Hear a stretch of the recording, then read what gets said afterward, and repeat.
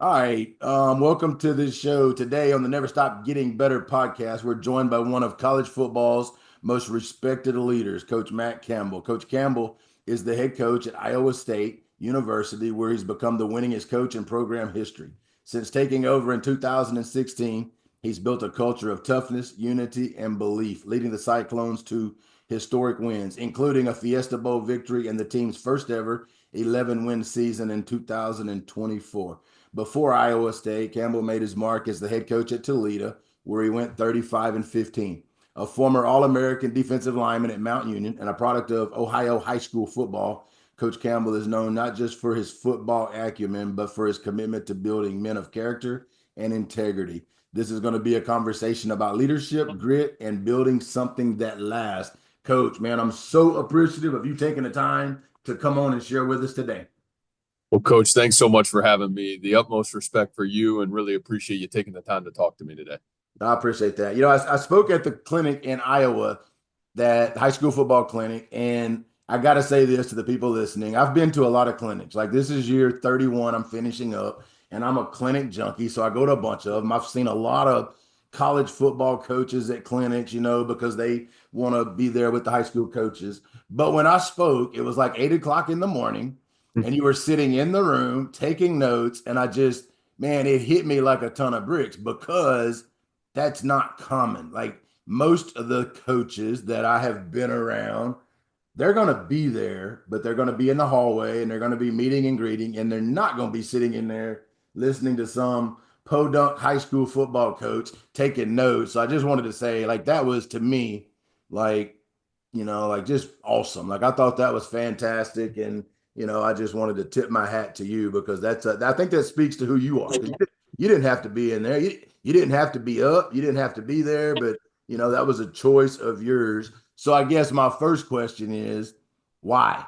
Like Yeah. why were you sitting in there? Why did you choose to, skip the breakfast chow hall? I'm just curious. Yeah, I think for me, Coach, and I appreciate you saying it, I two things. Number one, I grew up with a father that was a high school football coach. And, my real passion in life was to really replicate him. And I would say equally my greatest mentor in my life, the human that had the greatest impact was my high school football coach. And so, to me, one of my absolute favorite things to do still to this day is these clinic seasons in March and April to be able to go and to listen and to grow. I think what I've learned, and this, Coach Perry, like, man, our sport's really humbling. And as Mm. soon as you ever think you have it figured out, boy, you get humbled really fast. And it's why I've always loved the sport of football because I think it replicates life in so many ways. And, I feel like for me, it's always been an unbelievable opportunity to where can I go learn and grow? Where can I still get better? And uniquely, not only did I get a great presentation from you, I've got this podcast, man. You've given me more than in a 1 hour session that I've been able to take the last 2.5 months since meeting you. So I just think for me, being a lifelong learner, how do I keep pressing forward? I do. I love it. And by no means do I think I've got it figured out. I think just how can I try to find the best things to help serve our kids and serve our football program the best way I can. I love that. And some of the best people that I've been around, or some of the best people that I've, interviewed on this podcast, whether it was Jack Stacks, who owns one of the biggest businesses in Springfield, or whoever it is, a commonality is they're lifelong learners. They never age out, like I think that keeps them relevant. It keeps them growing. It keeps them, and I have seen a lot of people that, there's a point in time where they quit learning, and if Right. you follow their career, you can kind of see it. You know what I mean? Like you can kind of see it go that way. And I don't want to be that human, like I don't want to go that direction because I've seen it happen too many times. I heard you say this, like what you've built at Iowa State. I think you just finished maybe year 9 going into year 10, which is uncommon as well to stay somewhere this day and time that long. But I heard you say this at the clinic when you spoke, which was one of my favorite sessions that I joined. I want to ask you what this means, or what you think about this. First they ignore you, then they laugh at you, then they'll fight you, and then you win. Like, what do you mean? Like, what is that? Yeah, I think it's been a fascinating journey here at Iowa State.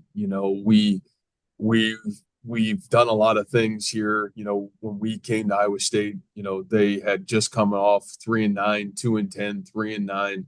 Um, Man, had really struggled to find an identity in the current college football landscape. And that's not to demean anybody in the past, because there were certainly great coaches and players here Sure. through the history of Iowa State football. But I think one of the things that was number one mission when I got here, and we came from the University of Toledo, which is the winningest program on the flip side of the Mid American Conference. So, you know, um, we got here and it was foreign for me, a little bit of like, holy smokes, this is a place where I don't even know if there's belief that you can win here. And the first thing that we had to really do was change the mentality of Iowa State football and get not only our players, but everybody that touched the program that, boy, if we can align ourselves to some common values, then we've got a real opportunity to have success. But there has to be alignment and trust in those values, if we're going to do that and create belief. And so I think we've gone from the journey here of creating great belief. Then all of a sudden, 2016, we go 3-9, but man, we're on the cutting edge of breaking through. Play some really good games. Actually, win our first two conference games in the regular season in like 10 years. So you got some momentum leaving, and then the next year, 2017, you go down and you kind of shock everybody. You beat Baker Mayfield and number one Oklahoma down there at Oklahoma, and man, you have some huge wins, and you get the school's second ever bowl win, and you start to turn the tide. But as you're turning the tide, you're kind of that mentality piece of it is like, I think everybody still kind of ignores it. You're still little old Iowa State. And, even going through that, the next season, 2018, we start off 1-4 and everybody's kind of like, laughing back at you, man, it's still Iowa State. And, and then you fast forward, you kind of get back on track in 18, you end up going down and, you win 8 games again. And then you 19 have a small setback, but then 20 you're back there and you go win the Fiesta Bowl, and you play in the school's first ever Big 12 championship game. And at that point it was a unique kind of time here, because I think probably number one, it was great for the success to happen, but after that point I think everybody drew a line in the sand and said Iowa State shouldn't be beating you. And now all of a sudden, it didn't matter who you were playing or where you were going to play, but you were going to get everybody's best shot. And they were going to fight you, and they wanted to put you back where you belonged. And, probably some poor leadership on my end coming out of that, not understanding that that really was going on, because I've always said at Iowa State, you have to go through everything the first time here, and you probably got to learn the hard way. Well, the head coach had to learn the hard way too, and 21 and 22, we, not that we had a bad season 21, but we probably took a little bit of step back, and I would say underachieved in 22. We did take a numerical step back. We only won 4 games. And at that point, after that season, we had to draw a line in the sand. Was, are we going to fight back? Are we going to come back to who we are, who we said we are going to be? And are we going to fight back? Not just the players, but the coaches, the program, everybody that touched the program. And, I got that out of a book, and, I just thought it was such a critical mentality piece of it. Is, man, I think when you're going to try to build anything, is they do ignore you at the beginning. And then there's a little bit of chuckling that you think you can really get it done. But then once you show you can get it done, they're going to fight you with everything they got. And can you have enough courage and commitment and alignment to fight back? But when you do fight back, you win. And that's what we've been able to do here the last 2 years. And it's been a mantra of ours within our walls, especially our leadership walls, because from myself to everybody else involved, it's taken everything we've had. Well, I love that. And, I thought about that, many times since I left up there, because it makes a lot of sense, like that's kind of the way success is built. You know what I'm saying? Like it does Yeah. take a lot. Now, I will say this, because I know we have a lot of people around here that listen. We do have, do have a alumni from, Nixa, Missouri, and Chase Allen, who was absolutely phenomenal. If you had to sum up Chase Allen in one sentence, what would you say? Culture changer. He Chase Allen grew up obviously with a father that was a head coach and uniquely spent some time as an assistant coach here in Ames, which is ultimately why I think Chase decided to come back almost to felt like home in a small way for him when he chose Iowa State. But he chose us at the beginning. He was our first recruiting class. We were Wow. he didn't know Matt Campbell from anybody, and we hadn't proven anything to anybody. And Chase decided to come here and really change the program. And Chase's belief in Iowa State, his belief in himself and what it took to be great every single day, he exemplified that. And he almost was a guiding light in creating real change here. And, Chase is, went with the Bears and is now playing in the XFL with actually our quarterback's dad, Rocco Beck, in St. Louis with the Battlehawks. But what Chase stood for in the classroom, I mean, he's 3.8 student here. Man was a captain here, led from the front every single day that he was here from his freshman year till he finished.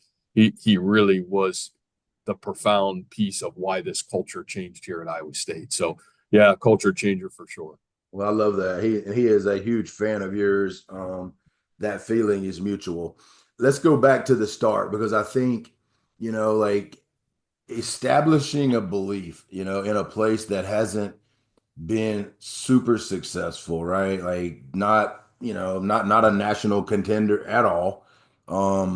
What are a few things that you do? What are a few things if you look back? Because I think when somebody asks me about Nixa, I was like belief.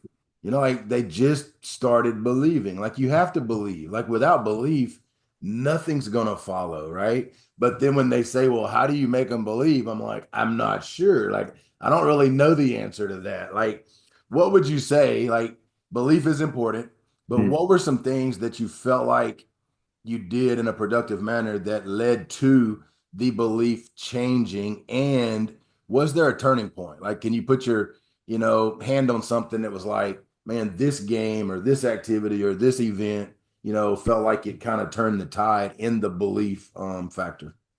Yeah, I think for me, the first thing was every situation's different. And I think you have to know that from a leadership perspective. We have our core beliefs and I know Coach Perry, you've got your beliefs and we've got ours, but the reality of it is knowing what the situation really is that you're coming into. And I think the thing that I learned early as a young coach, because I was a part of twice a part of a coaching staff that was coming into a situation rebuilding. And I saw one coach come in one way and I saw another coach come in the other way. But I always felt like, boy, shouldn't we know why it either was or wasn't going well before we figure out what messaging we're going to apply forward? And so, when I came to Iowa State, the first thing that I did was interview every single coach that was on the staff here, interview every single person that touched the program, and then interviewed every single kid in our own program literally before I even addressed the team. And I wanted to know if you were the head coach here at Iowa State or you were in charge, what is going on really well in this program? What is not going well here? And if you can make one change, what would you recommend that change be?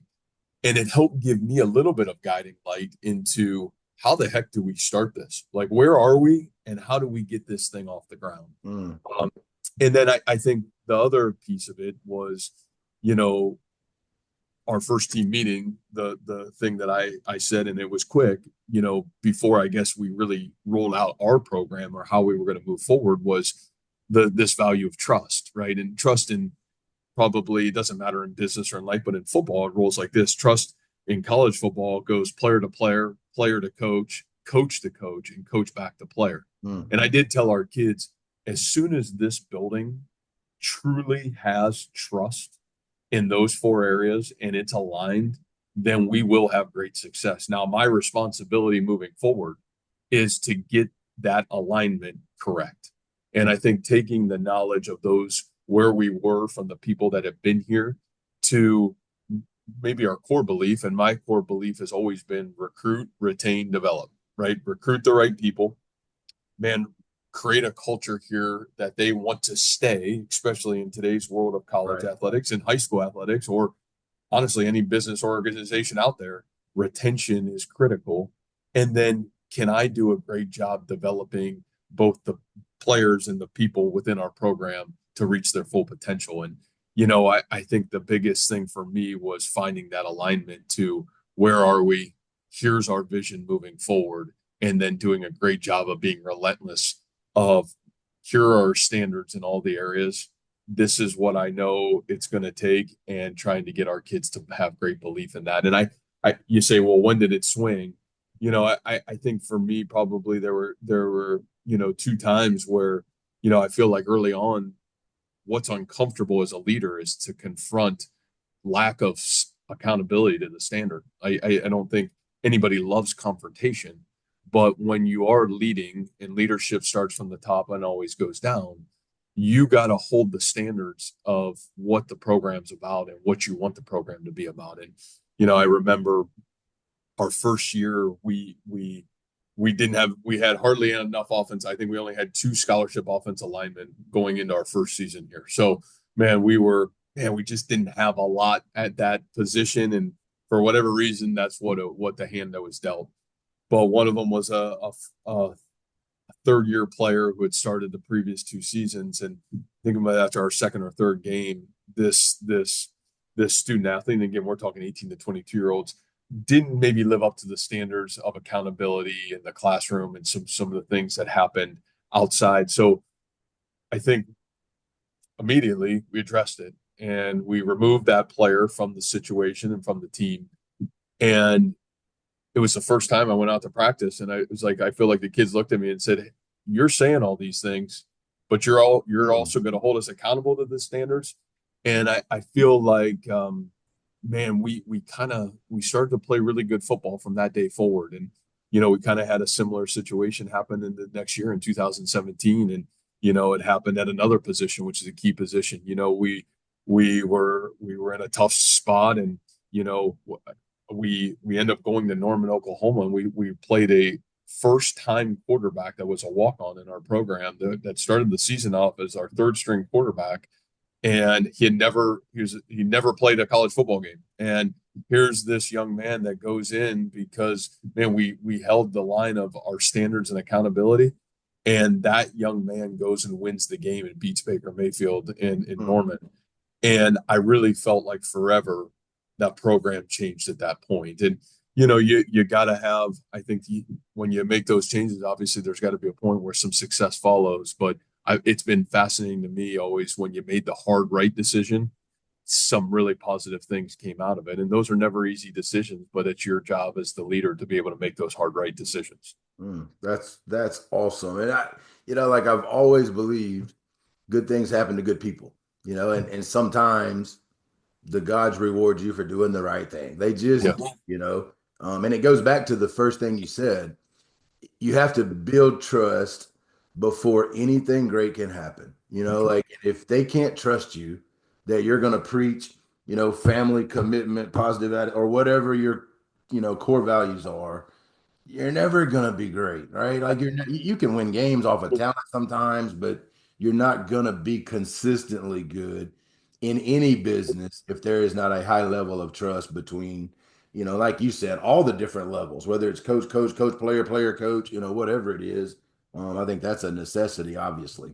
Yeah, and I think that trust, it goes back to people don't care how much you know until people know how much you care, right? Yeah. And I think having real authentic relationships with the people in our organization, whether it's our staff or whether it's our players, because I think when you can have those real relationships, you can have the hard conversations. You can be able to the truth can be laid out in a really positive way from both ends. And so, I feel like those things have really resonated really strong from the beginning here, and have continued to move forward. And as you got to continue to work at those things. But I still feel like that foundation of care and relationships have been critical for us.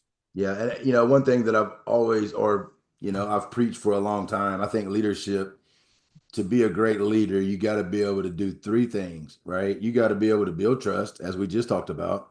You got to be able to be a relationship builder. Like you got to build great relationships with everybody in the organization. And the third one is you do got to win. Like you got to achieve results. If you don't win, the first two don't matter. They will still run me out of this town, So you do got to win.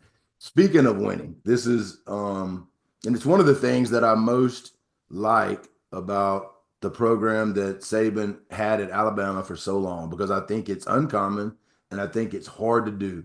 How do you avoid complacency? Because it's natural in humans, to win 11 games and think, man, this is it, and to not ease off of the gas a little bit, like how do you battle, complacency within yourself and within the program? Well, I think the the pill to address complacency is curiosity, Mm, right? And I feel like that to me has always been at the forefront for me of how do we take it to another level? Where, no matter whether we had success or like, how do we learn? How do we grow? And how do we come back even better? And I feel like that has been our mantra here and our mission. And I feel like, probably my own mission in life. Like, again, for me, geez, we still haven't won a Big 12 championship. 134 years it's been since we've won a true outright championship here at Iowa State. Like there's so much out there for us to continue to be able to achieve. And so having the curiosity, and I think that's been the joy of being in a place where you're doing a lot of things for the first time, is not settling for what you accomplished, but man, what didn't we accomplish and how do we continue to close the gap? And being curious enough to ask the questions and then want to try to challenge yourself and everybody around you to be able to close the gaps to continue to move forward. that's one of the best answers that I've heard to that question ever, and I'm gonna paraphrase it like this: curiosity kills complacency. It That's right. just does. And I grew up in the South and I grew up going to Alabama's football clinic every year for probably the past, gosh, 20 years. And Nick Saban is going to sit on the front row with a notebook and pen, just like you did, every single day. You know what I mean? Like, Yep. and I think it kills complacency. Like, I think Yep. if you're continually trying to be the best version of Matt Campbell and you're continually trying to, lead your players to be the best version of themselves, it's hard to be complacent. Like it's That's right. hard to sit around and think about being complacent when you are trying to strive to be, better every single day. Yeah. And I feel like it's our responsibility as the leader, right? I mean, I feel like again, everything from leadership works from the top down. And so if you don't have that mindset, if you Amen. don't live that life, then and then you're going to ask everybody else to live that, then I think you're setting yourself and everybody up for failure. So For yeah, I sure. think great point. I heard Brian Kite, who I've learned a great deal of leadership from, make this statement one time, and it really bothered me when he said it because I didn't fully understand it, but he said there's no such thing as a bad team. There are just bad leaders. If you want to change the team, change the leader, like Yeah. so we have to look in the mirror much more than we have to look in the window when it comes to, leading our teams. That leads me into this thought because of something you said earlier. What is the process of losing? Like when you do lose a game, what does that look like in your program? Because we both know you can grow from losing, right? Like there are great things that come out of that, although it stinks and we hate Yeah. it. Like what does that look like in your program when you do lose a game? Yeah, I actually tell our kids at the start of every season, we're going to strain to build a team we can lose with first before a team that we can win with. And the reality of college football, and I don't care what business or organization you're in, you're going to have setbacks. If we can be humble enough to grow from those setbacks, then those are going to be, man, those are going to be a small blip in the road of who we're trying to become, right? And so to me, again, modeling the understanding of whether we win or we lose, I would say our team meetings probably look pretty much the same on every Sunday. We're going to not look at the result of what happened, but we are going to see what was the process that led to the result of what happened. And then we're going to learn from it. And we'll always, as I tell our kids, we'll always identify ourselves at the end of the year where did we reach our full potential or not. But the reality of having a setback along the way, if we're humble enough to grow and learn from it and humble enough to be a team that we can lose with first so we can be a team that can reach our full potential at the end, then I think we try to model those things every step of the way, whether it's a bad practice, whether it's a bad game, and then also have enough to be, again, here's where the trust comes in. Like, man, I've screwed up some play calls. I've screwed up some times. Man, be humble enough to sit up there in front of the team and not call out the kids, but call ourselves out first. Man, where did I screw this up? Where could I have been better? And start with myself first and then work ourselves down. So, I think the reality of it is just trying to be great teachers in the moment and continue to try to understand if we can use any setback and learn from it so it doesn't happen again, then man, that's a setback. That's not a failure. And we've really tried to keep that mantra in our program. Yeah, it kind of goes back to curiosity. When you lose, if you will become curious. And, it changed for us years ago. I read a book. I don't know what it was. I can't even tell you, but it was about how the Army, has what they call AARs, after action reviews. When they go out Yeah, on a mission, no matter what, good or bad, they come back and they sit down and they ask themselves 4 or 5 questions like, what were the intended results? What were the actual results? What caused the results? How can we change the results and be better? And, when you come back in after a loss and you go to that instead of, blaming other people, complaining about crap that, can or cannot control, or getting defensive about, trying to justify what you did call, what you did say, and you go to those questions, everybody can answer that. that's right. Like I'll put it on the board with the coaches. What happened? What was the problem? And then you can leave them out the room, cover it up, bring the players in and ask the exact same questions. And the Right. answers are the same. Like everybody knows. So like instead of, being a big baby about it, go to work on fixing it, right? Because too many people don't go to work on the problems. They spend too much time belly aching about the results that, when they should be trying to fix it. And that changed life. But it goes back to what you said.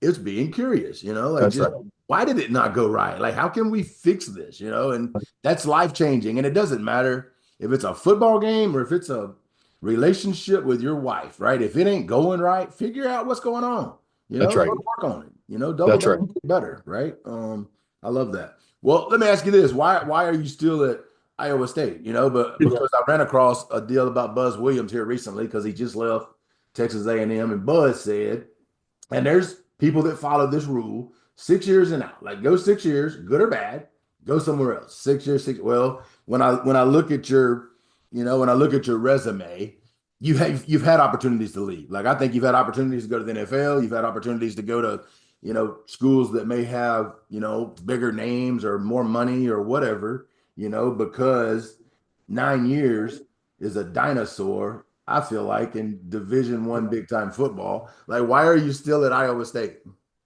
Yeah, that's a great question, and probably would not have been able to answer that maybe a couple years ago. But I feel like for me, one of the great gifts that happened for in the coaching world was COVID hitting, right? And at that time in my life, I became a head football coach at 32 years old, so young, and wasn't ready, but right place, right time, great people. And I think what you see in our industry, which is tough because we're dealing with parents' most prized possessions in such a critical time in their life, 18 to 22 years old, that you see such a transient, man, how fast can I climb the ladder? How fast can I get the next job?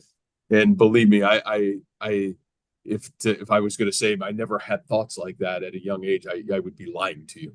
But COVID hit, and when COVID hit, it was the first time for me. I'd been a head coach at that time, at that point, in my life, probably what 8, 9 years, and I felt like I was drinking out of man, at 32, you become a COVID hits right around 40, 41 years old, and you feel like, holy smokes, like what is going on? But I remember being at home, and 2 days into it, I look at my wife, and we have 4 children, and I said, this is what goes on every day. Like I missed all of it, right?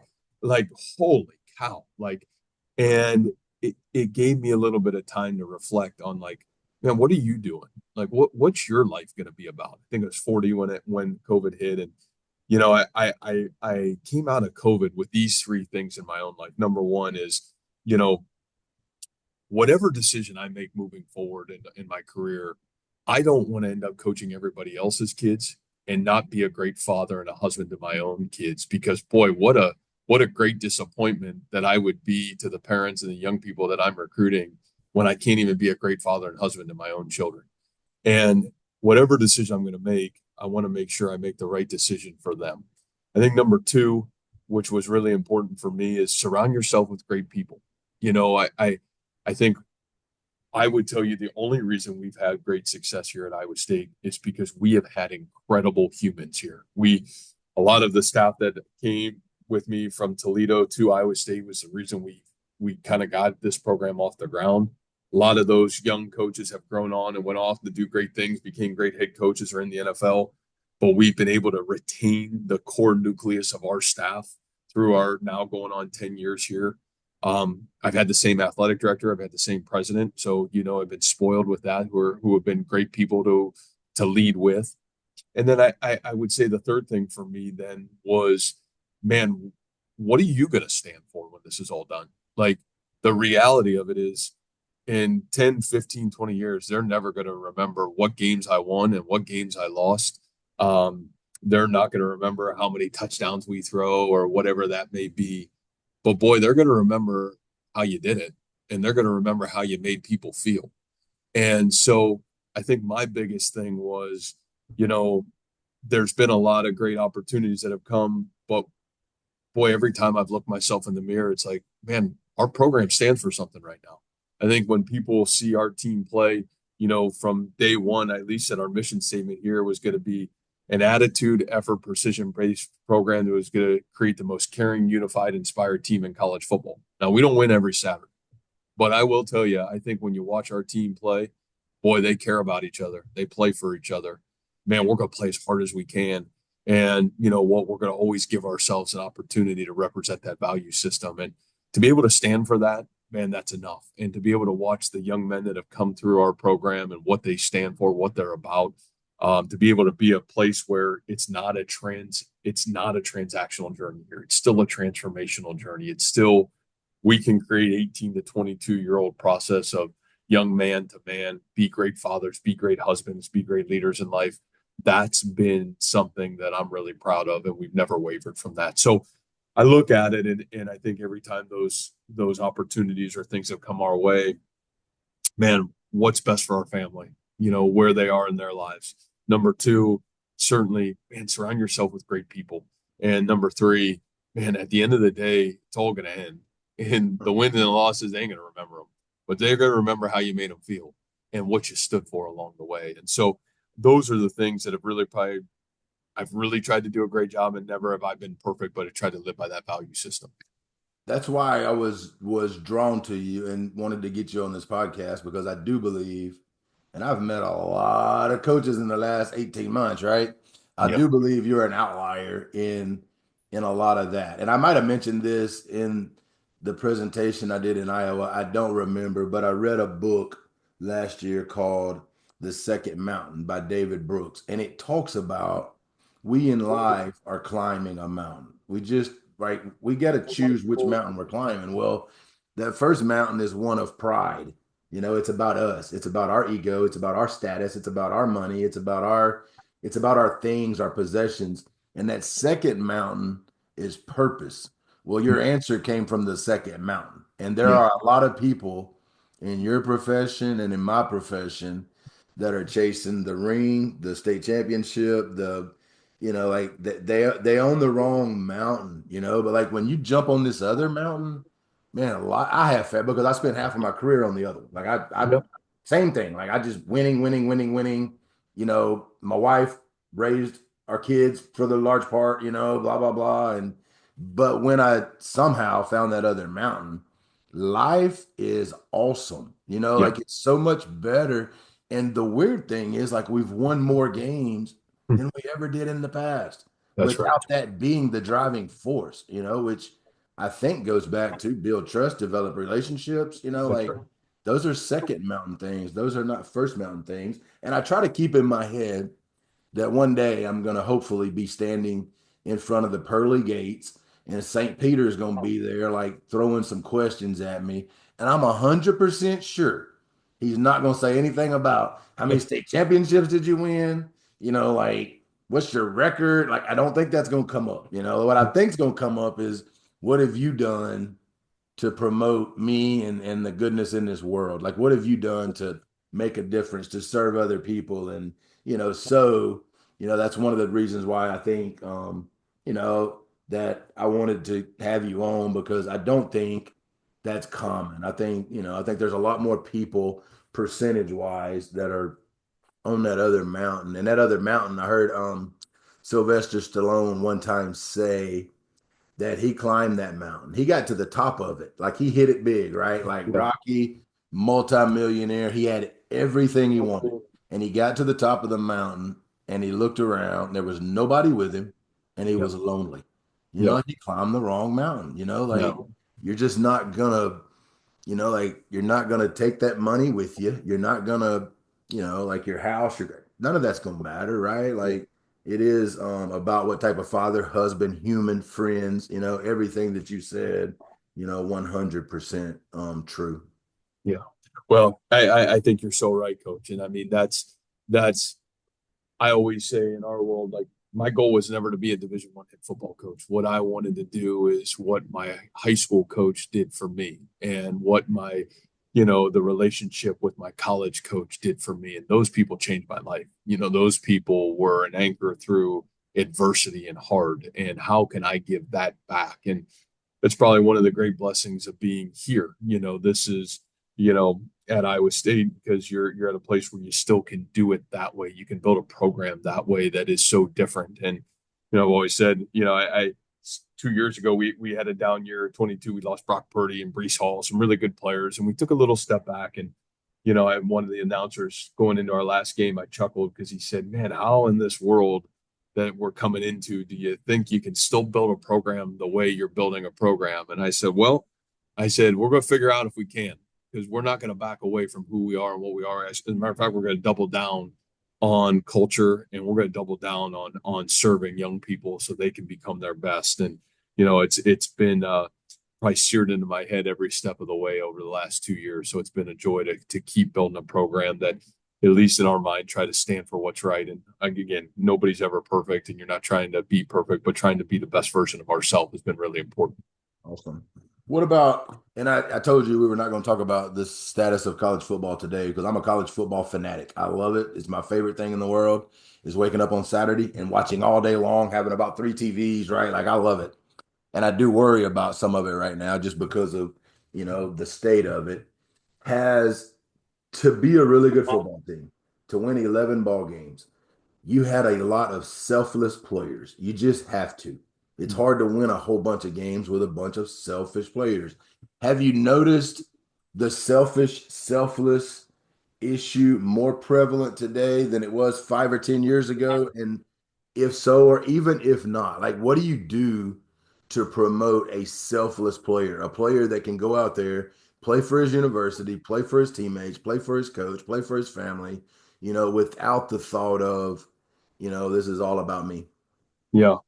Well, I think as a society we've become that, right? And not so we're probably a small reflection of where we've gotten to as a society, but I think that what we've talked about, we've tried to define reach your full potential here, because I that used to be something I always said, hey, we're not going to put it on a result, we're going to try to reach our full potential.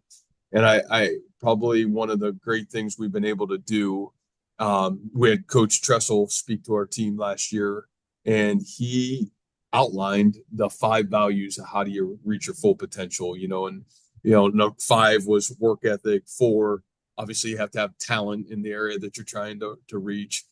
Three, you got to have curiosity. You got to have the value of curiosity. Two, you got to have grit, which we talk about in our worlds of mental toughness and physical toughness. But number one is what makes it special, and that's selfless, Mm. right? The root of all evil in life, it doesn't matter where evil comes from, is selfish. And if you're going to be selfless, then you're going to have a chance to do something really special with your life. And so I think we've always tried to do a great job of defining that, even in the recruiting process here, whether it's been hiring people or whether it's been recruiting people to come to be a part of our program, is understanding this value of selfless. And, again, I think those are things that when you see it, you got to reward it and call it out in a powerful way. And Mm. you've got to be able to show it again, and going back to everything rises and falls with leadership. Man, your leaders got to be that, your coaches, your seniors, the players in your program have to do that. Last year we had 2,000-yard receivers. Both of them ended up with the Houston Texans. One was a second round pick and third round pick this year. But man, they were the two most selfless players, wide receivers, most selfless players. And I'd show them blocking. I'd show them they're the first guys out at practice. They were the last guys to leave practice every day. They're the guys meeting with the freshmen to show them what the formations were. And again, I think it's reminding the leadership team how critical the value of being selfless is, and defining what does that look like in each area, as a coach, as as a strength coach, as a nutritionist, as, man, the head football coach, to our senior leaders. What does selfless look like?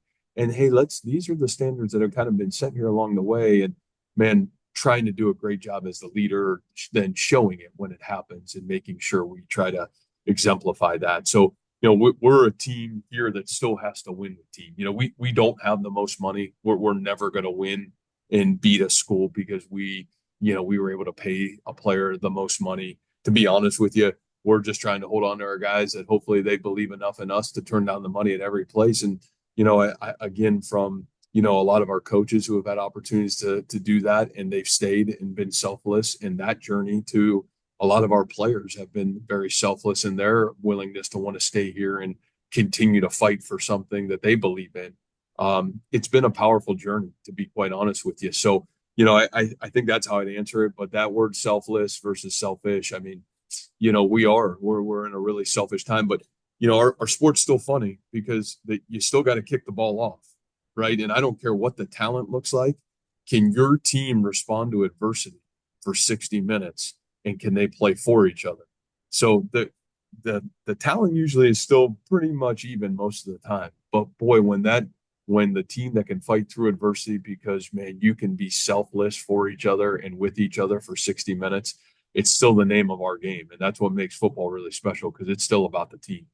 Yeah, and when you coach a team that is truly selfless, man, it's so fun. It's so It, fun to watch them compete. I had a mentor of mine, Dr. Gilbert, will always say, the best team never wins. It's the team that plays best on that day. So, you can go out there in college football and you can spend, as somebody out there now, they're saying, it's toward 40 million, but the best team on Saturday is going to win. And one thing the transfer portal has done is it's made folks like you that run your program like you run your program. It's made you more of who you are. right. Like you've doubled down on relationships, you've doubled down on all of that stuff because there is more freedom out there. You know what I That's mean? right. It really made you probably better than you were before because, that's your lifeblood, is your players. You know what I mean? Yeah. So it makes a Yeah. lot of sense to me.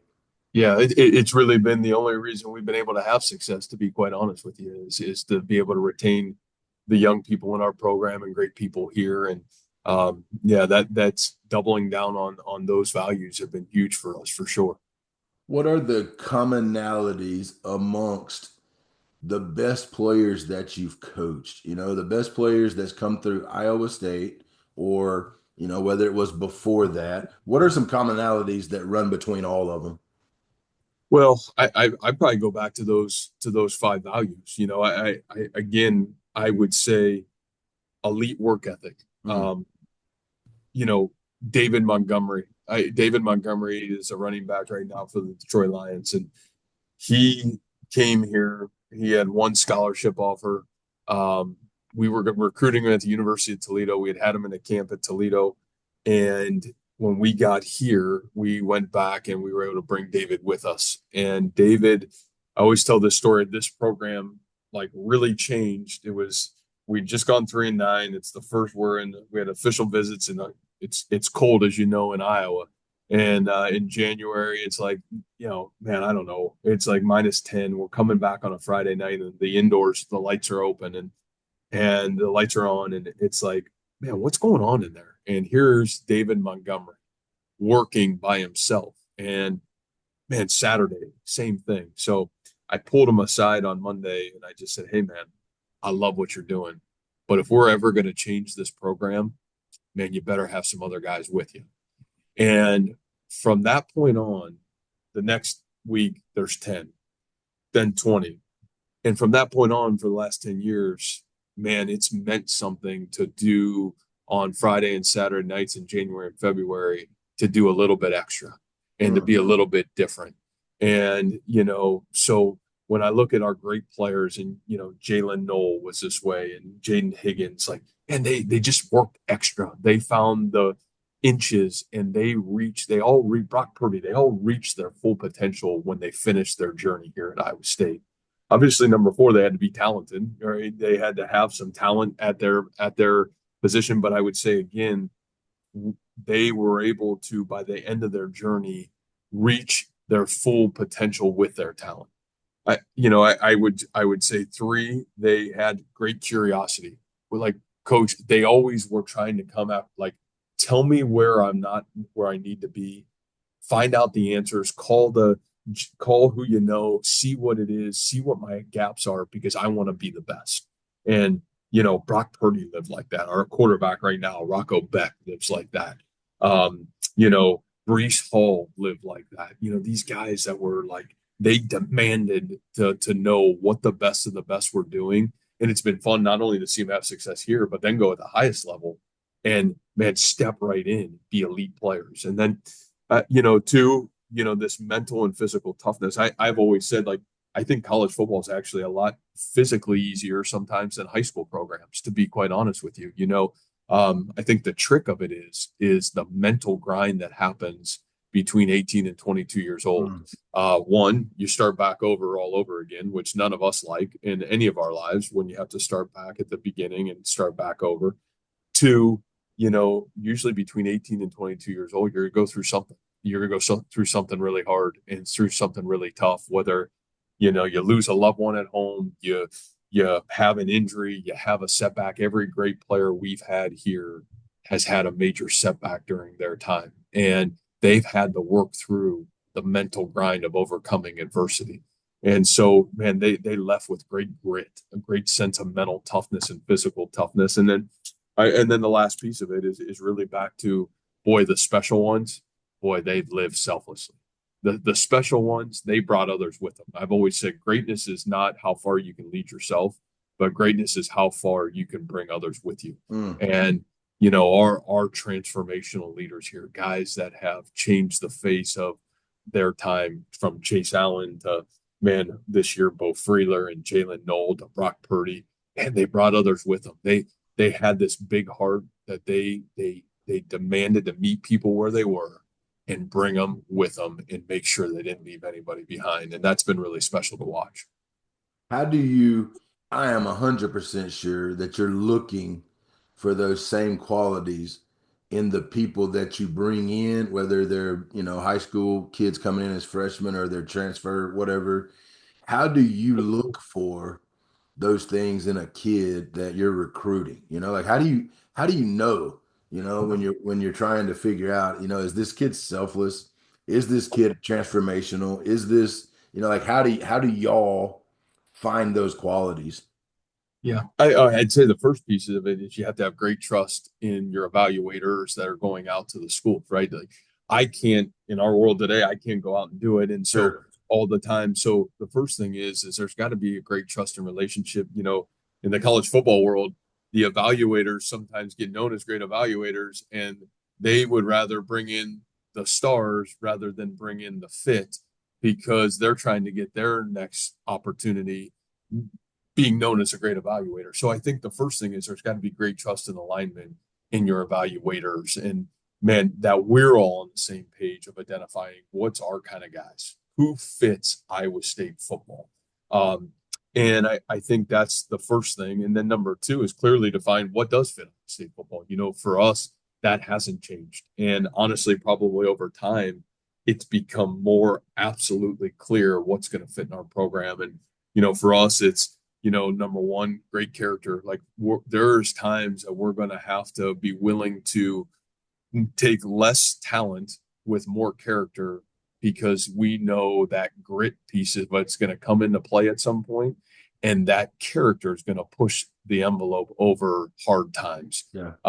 And so, trying to identify that character, whether that's getting in, obviously with the high school, getting into, man, I always say, go to the lunch ladies, go to the secretaries, man, go ask the people in the community who this kid really is. Right. How does a young person treat his guardians, whether it's his grandparents, his mother, and his father? Like how do they act? I love it when they come up. I love going on the road because I want to see them in their environment. I want to see, are you the first guy in the weight room, or how do you take care of your teammates? How do you address your coach? Man, what's the principal really say about you? The lunch lady, she doesn't have anything invested into like what's going on, but she got to tell you the truth. And so to me, be willing to dig a mile deep and try to find out really what's the character of the young person that you're recruiting. I'd say two is, do they love it?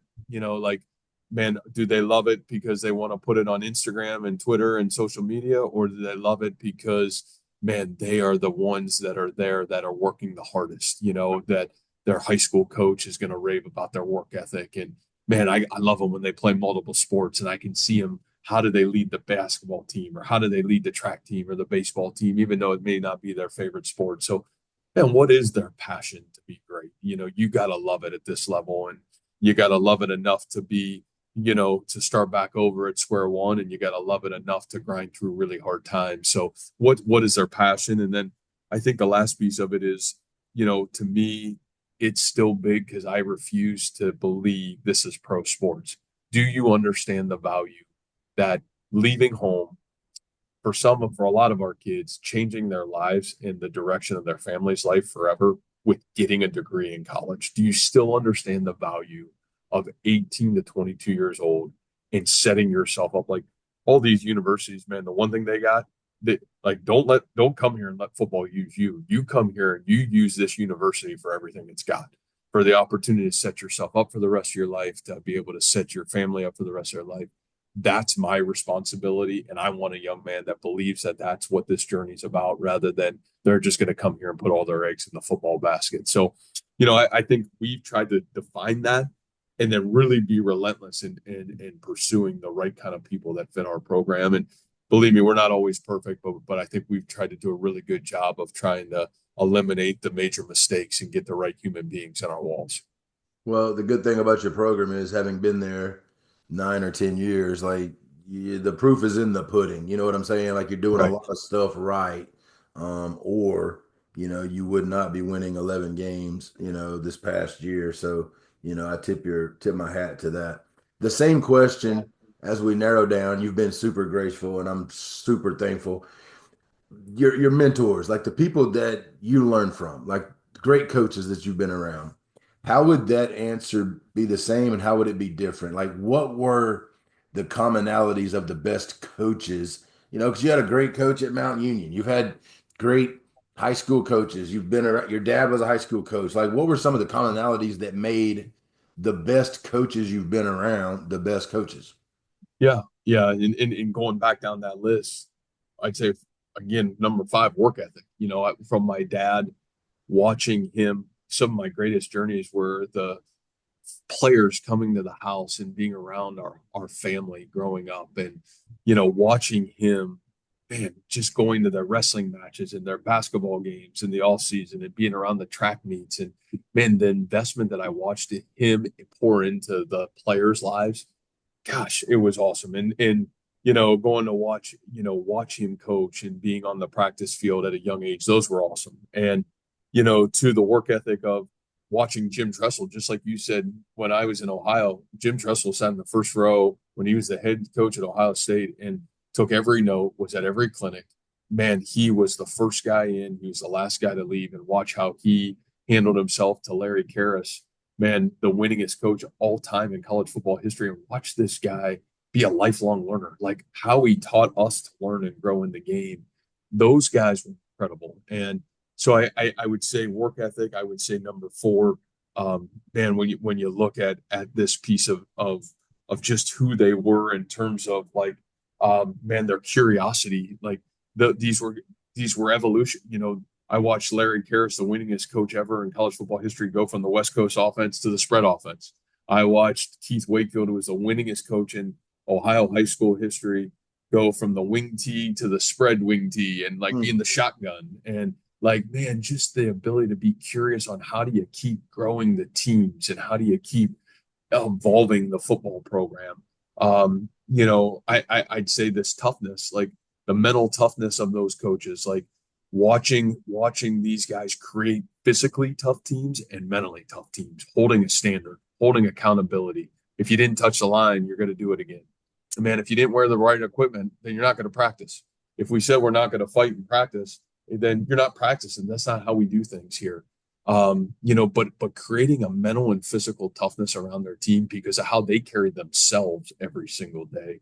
And then, like I said, I think that word selfless of like, boy, the selflessness of the players comes from the selflessness of the leader. And, I watched, every one of these great coaches that I had a chance to play under or be around or witness. I watched Larry Karras give over the play calling duties for the first time in his career to a 24-year-old Matt Campbell that didn't know anything and hand over the keys to the program and be willing to let me fail, but always guide me every step of the way and never let it be a failure, but let it be a learning opportunity. And because he wanted to grow, he wanted to push the team to what became his 9th and 10th national championship wins. And, he wanted to find a way to get even better than where they were. And, I watched, a selfless, Keith Wakefield and how he loved and cared for his human beings within the football program. And man, he was tough. He was gritty. He demanded everything. We were going to run the ball 90% of the time. We're going to play great defense and we were going to hold you accountable, but he was going to love you and he was going to care about you when things got really tough and he was going to show you the way. And the impact on the human beings that he had every step of the way. Again, they'll forget the wins, but they're going to remember how he made you feel and the impact that he had on all these people along the way. So I think to me, it was awesome to watch great mentors live out those value systems. Because to me, the difference between success as a player and the success as the leader really doesn't. I think it's those 5 areas that really define greatness. That's awesome. And this is a thought. This is just, I'm asking your opinion. I work for 2 high school coaches in Mississippi that are 2 Hall of Fame guys, 350 win guys, 2 of the best who ever walked the sidelines. So I get a lot of times, like what made them different? What made them different? What was, and this was the one thing that I can come up with really fast was there. And let's go back to the way this started.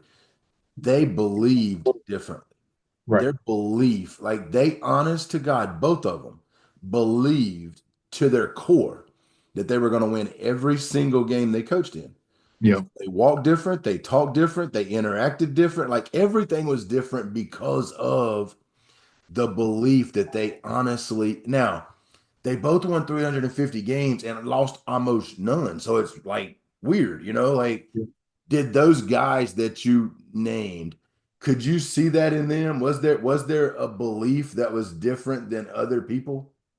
Yeah, I think there was a great belief in how they were going to do it, right? How their culture was going to happen.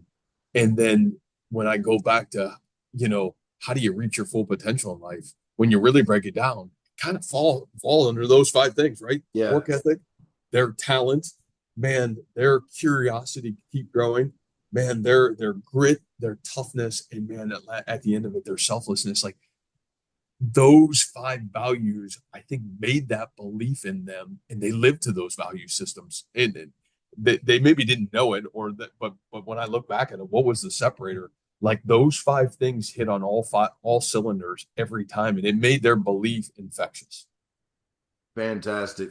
Well, Coach Campbell, you have made a big Iowa State fan, right? And we're going to create some more Iowa State fans on this podcast. So I'm super grateful for your time. I'm hoping I can get up this summer and meet you in person and hang out for a little bit. I love what you're doing. I love your program. I love everything about, your the way you are. So I'm super grateful for you making the time to come on here today. Well, Coach, I really appreciate it. And honestly, like I said, the last 2.5 months after hearing you speak and listening to your podcast and what you're about and what you stand for, equally so grateful for you and really appreciate your time to reach out and certainly look forward to continue to grow our relationship. Man, I really appreciate that, Coach. And I appreciate all of you for listening. Until next time, adios, amigos.